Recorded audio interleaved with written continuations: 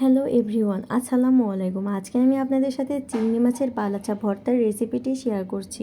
প্রথমে আমি শুকনো মরিচগুলো তেলে ভেজে নিয়েছি এবং এটি এখন ভালো করে চটকিয়ে নিচ্ছি।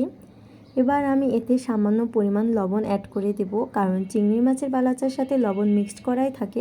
শুধু এক্সট্রা পেঁয়াজের কারণে আমি সামান্য পরিমাণ লবণ দিয়ে দিলাম। এবার আমি এতে পরিমাণ মতো সরিষার তেল দিয়ে দিচ্ছি।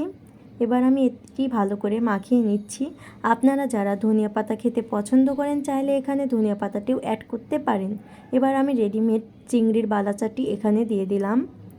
অনেক সময় আমাদের রান্না করতে ইচ্ছা করে না, তখন আমরা এই ভর্তাটি করে খেতে পারি। এবার আমি এটি ভালো করে মাখিয়ে নিচ্ছি।